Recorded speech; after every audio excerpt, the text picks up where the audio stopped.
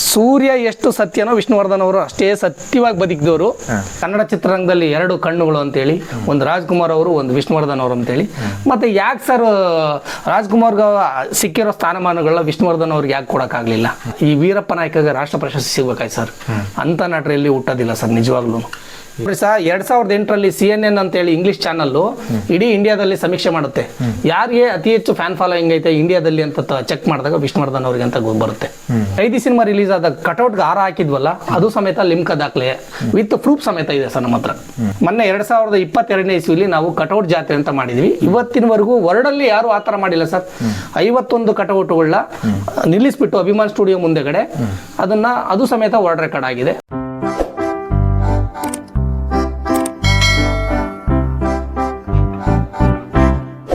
Sir ನಮಸ್ತೆ. ನಮಸ್ತೆ sir. Vishnuvardhan ನಿಲಯ ಅಂತ ನಿಮ್ಮ ಮನೆಗೆ ಹೆಸರಿಟ್ಟಿದ್ದೀರಾ? ಹಾಂ ಸರ್. ಸೊ ಇದ್ರ ಬಗ್ಗೆ ನಮಗೆ ಇನ್ಫಾರ್ಮೇಷನ್ ತಿಳಿಸ್ಕೊಡಿ. ಹಾಗೆ ಸೊ ನಿಮ್ಮ ಬಗ್ಗೆ ಪರಿಚಯ ಮಾಡಿಕೊಂಡು ಇದರ ಹಿನ್ನೆಲೆ ಏನಂತ ನಮಗೆ ತಿಳಿಸ್ಕೊಡಿ ಸರ್ ವಿವರವಾಗಿ. ಖಂಡಿತ ಸರ್. ಹಾಂ ಸರ್, ನನ್ನ ಹೆಸರು ತಿಪ್ಪೇಸ್ವಾಮಿ ಅಂತೇಳಿ. ನಮ್ಮದು ಚಿತ್ರದುರ್ಗ ಜಿಲ್ಲೆ ಚಳ್ಳಕೆರೆ ತಾಲೂಕು. ನಮ್ಮದು ಪರಶುರಾಮಪುರ ಹೋಬಳಿ ಓಬಳಾಪುರ ಅಂತೇಳಿ. ಓಕೆ.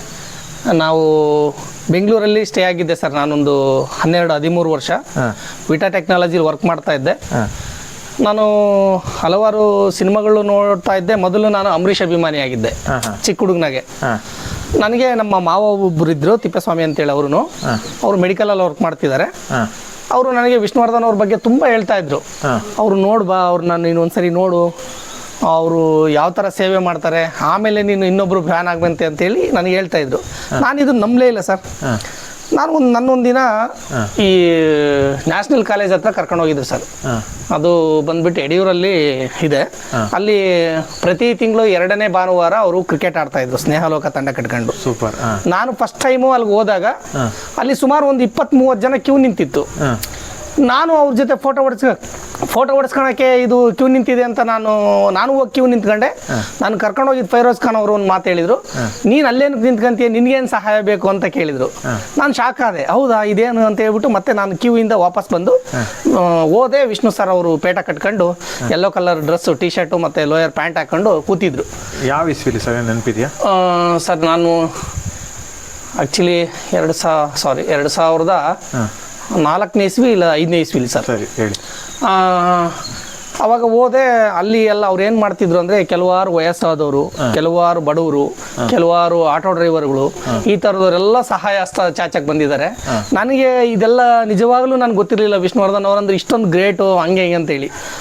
ಆಮೇಲೆ ನಾನು ನೋಡಿದೆ, ಒಬ್ಬ ಸಂತೋಷ್ ಅಂತೇಳಿ, ನಾನು ಎಲ್ಚನಹಳ್ಳಿಲಿ ವರ್ಕ್ ಮಾಡ್ತಾ ಇದ್ದೆ, JP ನಗರ ಎಲ್ಚನಹಳ್ಳಿಲಿ. ಅಲ್ಲಿ ಸಂತೋಷ್ ಅಂತ ಬಂದಿದ್ರು. ಸಂತೋಷ್ ಟೈಲರ್ ಟೈಲರ್ ಇದ್ದಕ್ಕಿದ್ದಂಗೆ ಆತೇನೋ ಲಾಸ್ ಆಗ್ಬಿಟ್ಟು ಅವ್ರ ಹತ್ರ ಸಹಾಯ ಹಸ್ತ ಬಿಡಕ್ಕೆ ಬಂದಾಗ, ಅಂದ್ರೆ ತುಂಬಾ ಬಡವರಿಗೆ ಸಹಾಯ ಮಾಡ್ತಾ ಇದ್ರು. ಖಂಡಿತ ಇದು ನನ್ನ ಕಣ್ಣೆದ್ರಿಗೆ ನಡೆದಿದ್ದ ಘಟನೆ. ಅವ್ರು ಇಮಿಡಿಯೇಟಾಗೆ ಕಾಸು ಕೊಟ್ಟು, ಎಲ್ಲೂ ನೀನು ಯಾವುದೇ ಕಾರಣಕ್ಕೆ ಇದನ್ನು ಯಾರಿಗೂ ಹೇಳ್ಕೊಡ್ದು ಅಂತಾನೆ ನಮ್ಮ ಕಣ್ಣೆದ್ರಿಗೆ ಹೇಳಿ ಅವರು ಕಳಿಸಿದ್ರು. ಆ ಥರ ಸ್ಟೋರಿನ ಅಲ್ಲೊಂದು 25-30 ಜನ ಆ ಒಂದು 2 ಅವರ್ಸಲ್ಲೇ ನಮ್ಗೆ ಅನುಭವ ಆಯಿತು. ನಾನು ಅವತ್ತು ಬಂದು ವಿಷ್ಣುವರ್ಧನ್ ಅವರ ಅಭಿಮಾನಿ ಆದೆ ಸರ್. ಅಂಬರೀಷ್ ಅಭಿಮಾನಿ ಆಗಿದ್ದರು, ವಿಷ್ಣುವರ್ಧನ್ ಅಭಿಮಾನಿ ಆದೆ. ಅದೊಂದು ಕಾರಣ ಸರ್. ಓಕೆ. ಅದು ಆಮೇಲೆ ನನ್ನ ಇಡೀ ಕುಟುಂಬ ಎಲ್ಲ ನಾನು ವಿಷ್ಣುವರ್ಧನ್ ಅಭಿಮಾನಿನೇ. ನಮ್ಮ ತಂದೆಯವರಾಗಲಿ, ನಮ್ಮ ಅಣ್ಣ ಆಗಲಿ, ನಮ್ಮ ತಾಯಿ ಆಗಲಿ, ನಮ್ಮ ಅಜ್ಜಿ, ನಮ್ಮ ಅಮ್ಮ ಆಗಲಿ, ಅವರೆಲ್ಲರೂ ವಿಷ್ಣುವರ್ಧನ್ ಅವರ ಅಭಿಮಾನಿನೇ. ನನಗೆ ಆಮೇಲೆ ಅವ್ರ ಜೊತೆ ಸ್ವಲ್ಪ ಒಡನಾಟ ಆಯಿತು ಸರ್. ಹೆಂಗೆ ಅಂತಂದರೆ, ಉತ್ತರ ಕರ್ನಾಟಕ ಈ ಮಂತ್ರಾಲಯ ಎಲ್ಲ ನೀರು ಕೊಚ್ಚೋಗ್ಬೇಕಾದ್ರೆ ಅವ್ರ ಜೊತೆಗೆ ನಾವು ಹೋಗಿದ್ವಿ. ಹೆಂಗಿತ್ತ ನಿಮ್ಗೆ, ಹೆಂಗ್ ಚಾನ್ಸ್ ಸಿಕ್ಕಿತ್ತು ಅದು? ಫೈರೋಜ್ ಖಾನ್ ಅಂತೇಳಿ ಎನಿ ಟೈಮ್ ಅವ್ರ ಜೊತೆಗೆ ಇರೋರು, ಒಬ್ಬ ಆಟೋ ಡ್ರೈವರು, ಮುಸ್ಲಿಂ ಅವರು. ಅವ್ರದ್ದು ಒಂದೇ ಒಂದು ನಿಮಿಷ ಹೇಳ್ತೀನಿ ಸರ್ ಸ್ಟೋರಿ. ಹೇಳಿ. ಅವರು ಮುಸ್ಲಿಮ್ಸು, ಆದರೆ ಆಧಾರ್ ಕಾರ್ಡಲ್ಲಿ ಸಮೇತ ಚೇಂಜ್ ಮಾಡಿಸಿ ವಿಷ್ಣು ಅಂತಾನೆ ಬರ್ಸ್ಕೊಂಡಿದ್ದಾರೆ. ಜೊತೆಗೆ ಒಂದು ಹಿಂದೂ ಹೆಣ್ಮಗಳನ್ನ ಅಡ್ಯಾಪ್ಟ್ ಮಾಡ್ಕೊಂಡು ವಿಷ್ಣು ಸರ್ ಯಾವ ಥರ ದತ್ತು ತಗೊಂಡು ಸಾಕಿ ಮದುವೆ ಮಾಡಿಕೊಟ್ಟು ಇವತ್ತು ಮೊಮ್ಮಕ್ಕಳು ಪಡೆದಿದ್ದಾರೋ, ಅದೇ ಥರ ಈ ಫೈರೋಜ್ ಖಾನ್ ಅವರು. ಆ ಫೈರೋಜ್ ಖಾನ್ ಅವರೇ ನನ್ನ ವಿಷ್ಣು ಸರ್ನ ಭೇಟಿ ಮಾಡಿಸಿದ್ದು. ನಾವು ಒಂದೇ ದಿನ ಅವ್ರ ಕಾರಲ್ಲಿ ಜೊತೆಗೆ ಹೋದ್ವಿ, ವಿಷ್ಣು ಸರ್ ಕಾರಲ್ಲಿ. ಇದು ನನಗೆ ತುಂಬ ಹ್ಯಾಪಿ ಮೂಮೆಂಟ್, ನನ್ನ ಜೀವನದಲ್ಲಿ ಮರಿಲಾರದಂಥ ಘಟನೆ ಇದು. ಯಾಕಂದ್ರೆ ಈ ಸೌಭಾಗ್ಯ ಯಾರಿಗೂ ಸಿಗಲ್ಲ ಸರ್. ಖಂಡಿತ ನೋಡಕ್ಕೆ ಚಾನ್ಸ್ ಇರಲ್ಲ ಅಂತ ನೀವು ಜರ್ನಿ ಮಾಡಿದಿರ. ಸೂರ್ಯ ಎಷ್ಟು ಸತ್ಯನೋ ವಿಷ್ಣುವರ್ಧನ್ ಅವರು ಅಷ್ಟೇ ಸತ್ಯವಾಗಿ ಬದುಕಿದವರು. ಆದರೆ ಅವ್ರ ಪರವಾಗಿ ರಾಜಕಾರಣಿಗಳಾಗಲಿ, ಚಿತ್ರರಂಗದವರಾಗಲಿ, ಜೊತೆಗೆ ಹಲವಾರು ಜನ ದ್ವೇಷ ಮಾಡಿಬಿಟ್ರು ಅವ್ರನ್ನ. ಸುಮ್ಮನೆ ಏನು ಇಲ್ಲ ಸಲ್ಲದ ವಿಚಾರಗಳಿಗೆ ಅಷ್ಟೇನೆ, ಸಣ್ಣ ಪುಟ್ಟ ಏನು ನಡೆದೇ ಇಲ್ಲದ ಘಟನೆಗಳೆಲ್ಲ ನಡೆದಿದೆ ಅಂತೇಳಿ ವಿಷ್ಣುವರ್ಧನ್ ಅವ್ರ ಮೇಲೆ ಹಾಕಿ ಇದನ್ನೆಲ್ಲ ಕಣ್ಣಾರೆ ಕಂಡ್ವಿ ಸರ್. ಸ್ವಲ್ಪ ದಿನ ಒಡನಾಟದಲ್ಲಿದ್ವಿ. ನಾವು ಬೆಂಗಳೂರಿಂದ ಊರಿಗೆ ಬಂದ ಮೇಲೆ ನಾನು ವಿಷ್ಣು ಸರ್ ಹೆಸರಲ್ಲೇನೆ ಮನೆ ಮಾಡಬೇಕು ಅಂತೇಳಿ ಡಾಕ್ಟರ್ ವಿಷ್ಣುವರ್ಧನ್ ನಿಲಯ ಅಂತ ಮಾಡಿದೆ. ನಾವು ಈ ಮನೆ ಮಾಡಿದ್ಮೇಲೆ ಈ ನೋಡ್ರಿ ಇಲ್ಲಿಂದ ಇಲ್ಲಿಗೆ ಅಷ್ಟೇ ಮನೆ ಇತ್ತು. ಈಗ ಅವ್ರ ಹೆಸರು ಮಾಡಿದ ಮೇಲೆ ನೋಡ್ರಿ ಇಷ್ಟು ದೊಡ್ಡ ಮನೆ ಮಾಡಿದೀವಿ. ಅವರೇ ನನಗೆ ಆದರ್ಶ ಸರ್ ಇದಕ್ಕೆಲ್ಲ. ಓಕೆ, ನಿಮಗೆ ವಿಷ್ಣು ಸರ್ ಜೊತೆ ಯಾವ ರೀತಿ ಒಡನಾಟ ಆಯಿತು ಸರ್ ನಿಮಗೆ? ಸರ್ ನಾನು 2005ನೇ ಇಸ್ವಿಲಿ ವಿಷ್ಣು ಸೇನಾ ಶೂಟಿಂಗ್ ಮಂಡ್ಯದಲ್ಲಿ ನಡೀತು. ನಾನು ಆಗ ಶೂಟಿಂಗ್ ಹೋಗಿದ್ವಿ ನಾವು ಜೊತೆಗೆ. ಆ ಒಂದು ಲಕ್ಷಾಂತರ ಸರ್, ಆ ವಿಶ್ವೇಶ್ವರಯ್ಯ ಸ್ಟೇಡಿಯಂ ಅಲ್ಲಿ ಲಕ್ಷಾಂತರ ಜನ ಕಲ್ತಿತ್ತು ವಿತ್ ಪ್ರೂಫ್ ಸಮೇತ. ಇವತ್ತು ಆ ಸಿನಿಮಾದಲ್ಲಿದೆ. ಅದರಲ್ಲಿ 2005ರಲ್ಲೇ ನಾನು ಅಲ್ಲಿಗೆ ಹೋಗಿದ್ದೆ. ಅದಕ್ಕಿಂತ ಮುಂಚೆ 2001ನೇ ಇಸ್ವಿಲಿ ಯಜಮಾನ ಸಿಲ್ವರ್ ಜೂಬ್ಲಿ 250ನೇ ದಿನಕ್ಕೆ ನಾನು ಕಂಠೀರವ ಒಳಾಂಗಣ ಕ್ರೀಡಾಂಗಣಕ್ಕೆ ಸಾಸ್ತಿ ವಿಷ್ಣುವರ್ಧನ್ ಅವ್ರನ್ನ ಭೇಟಿಯಾಗಕ್ಕೆ ಹೋಗಿದ್ವಿ. ಬಟ್ ಅಷ್ಟು ಕ್ರೌಡಲ್ಲಿ ನಮ್ಮನ್ನೆಲ್ಲ ಎಲ್ಲಿ ಸರ್, ನಾವು ಚಿಕ್ಕವರಲ್ಲಿ ಅಲ್ಲೆಲ್ಲ ಅವ್ರ ವೇದಿಕೆ ಮೇಲೆ ಅಲ್ಲೆಲ್ಲೋ ಇದ್ರು. ಅಲ್ಲಿ ಕ್ರೈನಲ್ಲಿ ಇಷ್ಟಪ್ಪ ಹಾರ ಬಂದು ಅವ್ರಿಗೆ ಹಾಕಿ ಅದೆಲ್ಲ ಆ ಒಂದು ಪ್ರೌಡ್ ಮೂಮೆಂಟೇ ನಮಗೆ ಒಂದು ಖುಷಿ ಕೊಡೋದು ಸರ್. ಫ್ಯಾನ್, ಆ ವಿಷ್ಣುವರ್ಧನ್ ಫ್ಯಾನ್ಸ್ ಅಂದ್ರೆ ಆ ಕ್ರೇಜು, ಅವ್ರನ್ನೆಲ್ಲ ನಾವು ಹುಚ್ಚರು ಸರ್ ಆ ವಿಚಾರದಲ್ಲಿ. ನಿಜವಾಗ್ಲೂ ಅದೆಲ್ಲ ಸತ್ಯ.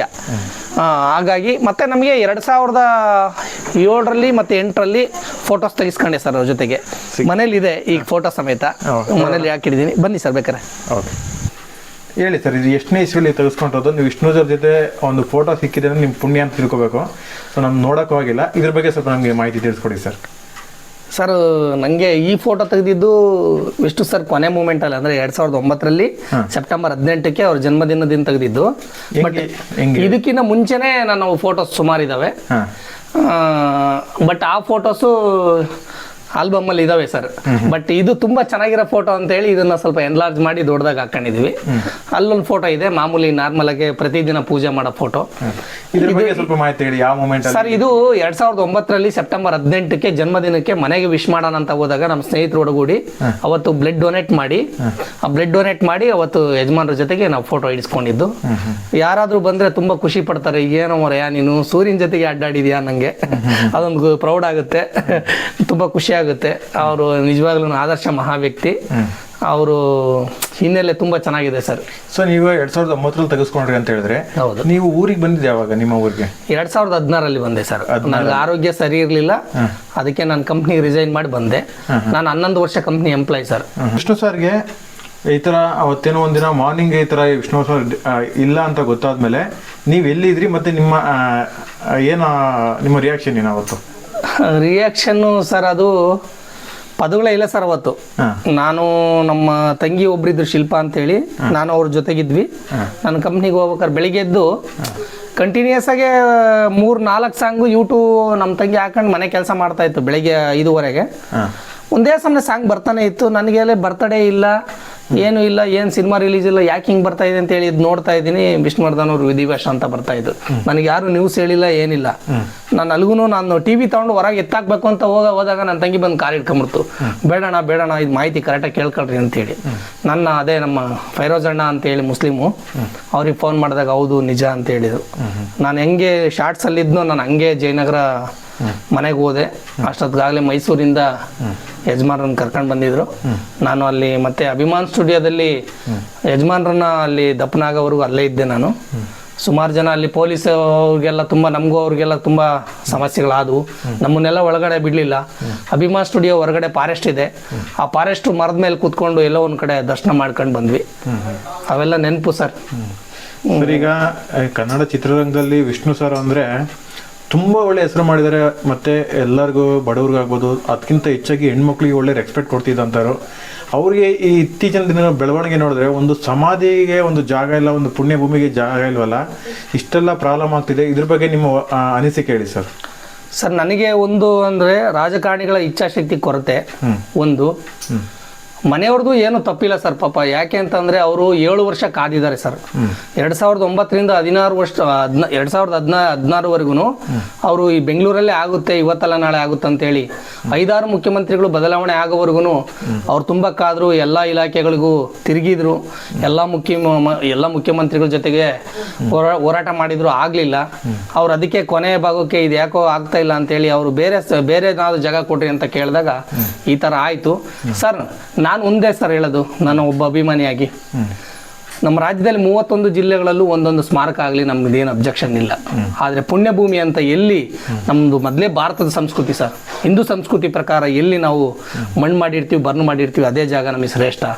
ನಮಗೆ ದೇವಸ್ಥಾನ ಅಂತಲೇ ನಾವು ಕರೆಯೋದು. ಯಾವಾಗಲೂ ಎಲ್ಲಿಗೆ ಹೋಗ್ತಿದೀವೋ ನಾನು ದೇವಸ್ಥಾನಕ್ಕೆ ಹೋಗಿ ಬರ್ತೀನಿ ಅಂತಲೇ ಹೇಳ್ತಾ ಇದ್ದಿದ್ದು. ಆ ದೇವಸ್ಥಾನದ ಜಾಗ ಮತ್ತೆ ಅದೇ ಜಾಗದಲ್ಲೇ ಬೇಕು, ಅದೇ ಜಾಗದಲ್ಲಿ ವಿಶಿಷ್ಟವಾಗಿ ವಿಭಿನ್ನವಾಗಿ ಆ ದೇವಸ್ಥಾನ ಕಟ್ಟಿಸ್ಕೊಡ್ಲಿ ಅಂತ ಅಷ್ಟೇ ಮನವಿ ಮಾಡ್ತೀನಿ. ಸರ್, ಅಂದರೆ ಈಗ ಈ ರೀಸೆಂಟಾಗೆಲ್ಲ ಅದನ್ನೆಲ್ಲ ಕೆಡವಿ ನೆಲಸಮ ಮಾಡಿದ್ದಾರೆ, ಅದ್ರ ಬಗ್ಗೆ ನಿಮ್ಮ ಒಪಿನಿಯನ್ ಏನು ಸರ್? ಸರ್, ಅದು ಮಾಡಬಾರ್ದಿತ್ತು ಸರ್. ಅವ್ರು ಮಾಡಿದ್ದಾರೆ ರಾತ್ರಿ ಕಿಡಿಗೇಡಿಗಳು ಸರ್, ಹೇಡಿಗಳು ಮಾಡಿರೋ ಲಕ್ಷಣ ಅದು. ನ್ಯಾಯಾಂಗ ವ್ಯವಸ್ಥೆನೂ ಎಲ್ಲೋ ಇಲ್ಲಿ ಒಂದು ಕಡೆ ಸತ್ತೋಗಿದೆ ಅಂತ ನಾನು ಭಾವಿಸ್ತಾ ಇದ್ದೀನಿ ಸರ್. ಯಾಕೆ ಅಂತಂದರೆ ನಾವು ನ್ಯಾಯಾಂಗ ವ್ಯವಸ್ಥೆಗೆ ಮರ್ಯಾದೆ ಕೊಡ್ತಾ ಇದ್ವಿ ತುಂಬಾನೇ. ಯಾಕಂದ್ರೆ ನಾವು ವಿಷ್ಣು ಅಭಿಮಾನಿಗಳೇ ಒಂಥರ ಶಾಂತಿ ಸ್ವರೂಪರು. ಯಾವುದೇ ಕಾರಣಕ್ಕೂ ಸುಮ್ಮನೆ ಗದ್ದಲ ಗಲಾಟೆಗೆ ಅವಕಾಶ ಕೊಡ್ತಾ ಇರಲಿಲ್ಲ ಎಂದನು. ನಾವು ಶಾಂತಿಯಿಂದನೇ ನಮ್ಮ ಹೋರಾಟಗಳು ಮಾಡ್ತಾ ಇದ್ವಿ.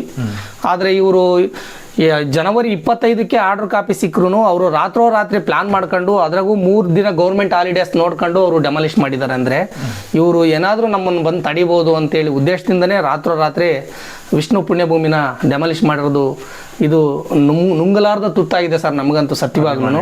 ಹಾಂ ಸರ್, ಈಗ ನೋಡ್ರಿ ಎಲ್ಲ ಹಳ್ಳಿಗಳಲ್ಲೂ ತಿಮ್ಮಪ್ಪನ ಗುಡಿ, ಆಂಜನೇಯನ ಗುಡಿ ಎಲ್ಲ ಕಡೆನೂ ಇರ್ತದೆ, ನರಸಿಂಹಸ್ವಾಮಿ ಗುಡಿ ಅಂತೇಳಿ. ಆದರೆ ನಾವು ತಿರುಪತಿ ತಿಮ್ಮಪ್ಪಂಗೆ ಏನಕ್ಕೆ ಹೋಗ್ತೀವಿ ಅಂದರೆ ಮೂಲ ಪೀಠ ಅಲ್ಲಿಗೆ ಹೋಗ್ಬೇಕು. ಈಗ ವಿಷ್ಣುವರ್ಧನ್ ಅವರು ನಮ್ಮ ಮನೆಗೆ ವಿಷ್ಣುವರ್ಧನ್ ನಿಲಯ ಅಂತ ಯಾಕೆ ನೀವು ಅವ್ರ ಕೈಲಿ ಹೊಡೆಯೋಕ್ಕಾಗುತ್ತಾ ಸರ್ ಇದನ್ನ? ಈ ನೋಡ್ರಿ ನೀವು, ಈಗ ನಾನು ಅದನ್ನ ಹೇಳ್ಬಿಡ್ತೀನಿ. ನನ್ನ ಮನೇಲಿ ಇರೋ ಫೋಟೋ, ಅಲ್ಲಿರೋ ಫೋಟೋ, ನನ್ನ ಮನೆಗೆ ಹಾಕಿರೋ ವಿಷ್ಣುವರ್ಧನ್ ನಿಲಯ ಅಂತ ಅವ್ರ ಕೈಲಿ ಕೆಡೋಕ್ಕಾಗುತ್ತಾ? ಇಂಥ ನನ್ನಂತರ ಲಕ್ಷ ಕೋಟಿ ಅಭಿಮಾನಿಗಳಿದ್ದಾರೆ ಸರ್. ಅವ್ರ ಮನೇಲೆಲ್ಲ ಇದೇ ತರ ದೇವ್ರ ಮೂರ್ತಿ ತರನೇ ಇಟ್ಕೊಂಡು ಪೂಜೆ ಮಾಡ್ತಾ ಇರೋದು. ಹಾಗಾಗಿ ರಾಜಕಾರಣಿಗಳಿಗೆ ಮೊದಲು ಬದ್ಧತೆನೇ ಇಲ್ಲ ಸರ್, ಫಸ್ಟ್ ಆಫ್ ಆಲ್. ಆಮೇಲೆ ವಿಷ್ಣು ಅಂದ್ರೆ ವಿರೋಧ ಸರ್ ಕರ್ನಾಟಕದಲ್ಲಿ.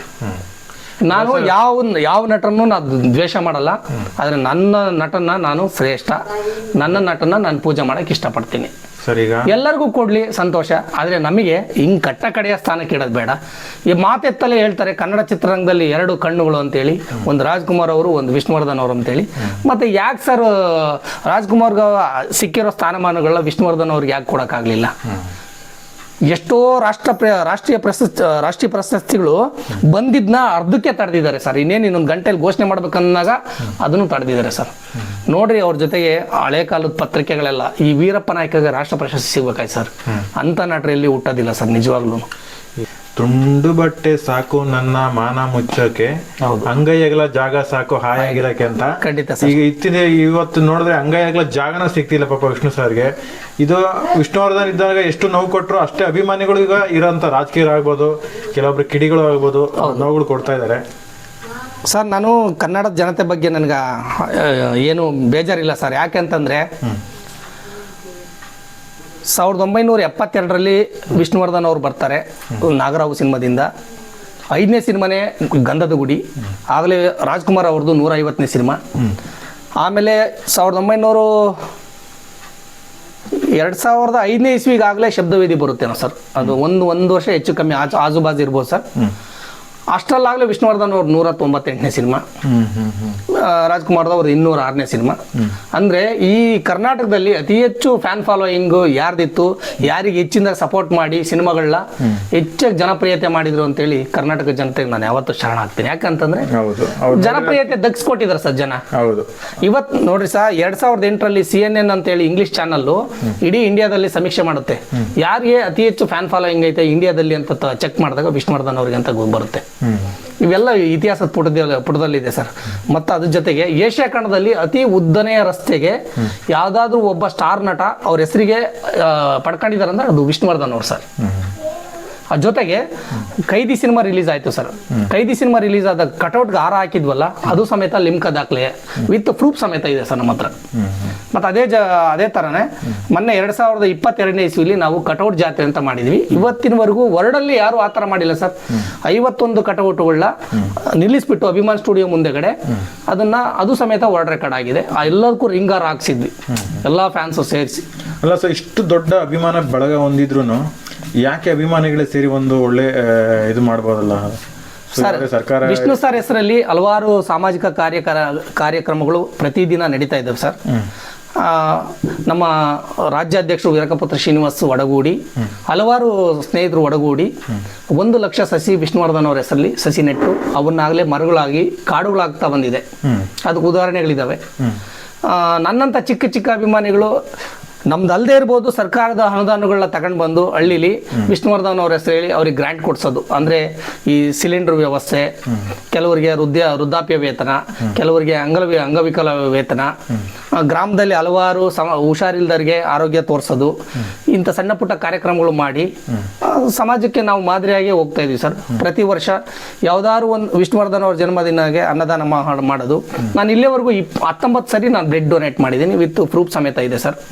ಈಗ ಮತ್ತೆ ಸೆಪ್ಟೆಂಬರ್ 18ಕ್ಕೆ ನಾನು 100% ಬ್ಲಡ್ ಕೊಡ್ತೀನಿ. ಯಾರಿಗಾದ್ರೂ ಒಂದು ಆಸ್ಪತ್ರೆಲಾದ್ರೂ ಹೋಗಿ, ಇಲ್ಲ ಬ್ಲಡ್ ಕ್ಯಾಂಪ್ಗಾದ್ರೂ ಹೋಗಿ ನಾನು ಬ್ಲಡ್ ಡೊನೇಟ್ ಮಾಡ್ತೀನಿ.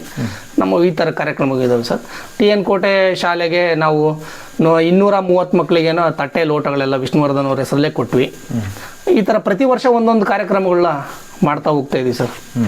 ಅವರು ನೆನಪು ನಮಗೆ ಯಾವಾಗಲೂ ಸದಾ ಸರ್. ಸರ್, ಕೊನೆಯದಾಗಿ ವಿಷ್ಣು ಸರ್ ಬಗ್ಗೆ ನೀವೇನು ಹೇಳಕ್ಕಿರ್ತೀರೋ, ಇತ್ತೀಚಿನ ಬೆಳವಣಿಗೆ ನೋಡಿ ನೀವು? ಸರ್ ಅದೇ ನನ್ನ ಮಾತೆತ್ತಲೇ ಅದೇ ಹೇಳ್ತೀನಿ, ರಾಜಕಾರಣಿಗಳಿಗೆ ಇಚ್ಛಾಶಕ್ತಿ ಇಲ್ಲ ಸರ್. ವಿಷ್ಣುವರ್ಧನ್ ಅಂದರೆ ಏನೋ ಒಂಥರ ಲೇಜಿ ಏನೋ ಥರ ಸರ್. ಯಾಕೆ ಅಂತಂದರೆ ಅವ್ರ ಹಿಂದೆ ಮುಂದೆ ಯಾರು ಕೇಳೋರಿಲ್ಲ ಅಂತ ಸರ್. ಆದರೆ ನನ್ನಂಥ ನಿಷ್ಠಾವಂತ ಅಭಿಮಾನಿಗಳು ಇದ್ದೇ ಇರ್ತೀವಿ ಸರ್. ಇಷ್ಟು ಮಾತ್ರ ಹೇಳೋಕ್ಕೆ, ನನ್ನ ಮಕ್ಕಳಿಗೂ ಮುಂದಕ್ಕೆ ಫ್ಯೂಚರ್ಗೆ ಇವರು, ನನ್ನ ಮಗನೂ ವಿಷ್ಣುವರ್ಧನ್ ಅಭಿಮಾನಿಯಾಗಿರ್ತಾನೆ ಸರ್. ಅಷ್ಟು ಹೇಳ್ತೀನಿ ಸರ್. ಧನ್ಯವಾದ ಸರ್. Thank you sir.